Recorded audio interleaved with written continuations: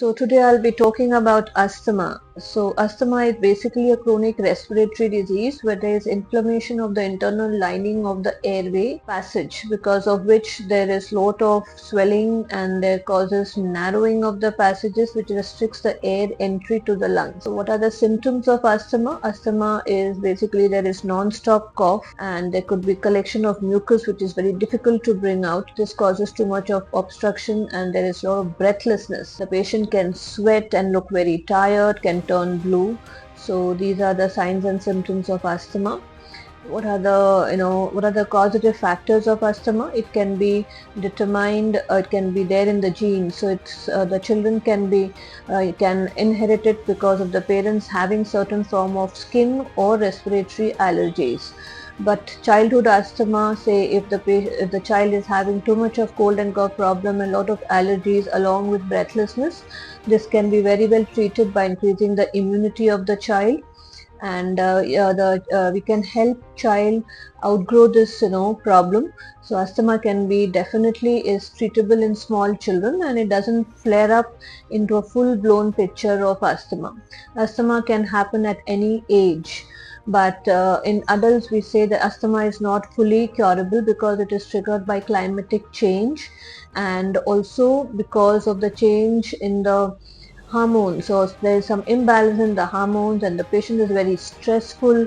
Also when the patient is very upset, it can cause flare-ups. So what is the pathology behind asthma? If we talk about, it causes basically there is spasm of the muscles around the airway passage, because of which there is bronchospasm.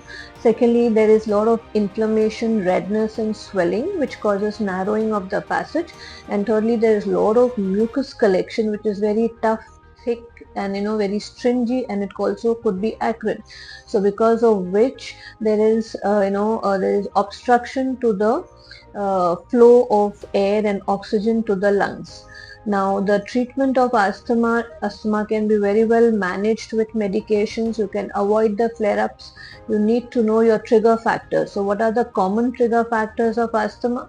It could be dust, it could be pollen, or it could be anything that you eat you may be allergic to. So these are the things which you need to note about so that you can prevent.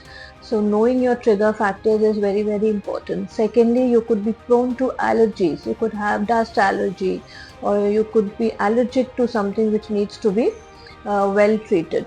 Apart from that, it could be the environmental factor, the climatic change which can trigger this problem. There also could be an occupational hazard. So if you're working say anywhere where there's a constant irritation of the air passages, so it can cause the inflammation. Now how do we tackle this problem? It's very important. There are a lot of medicines with which we can manage this issue.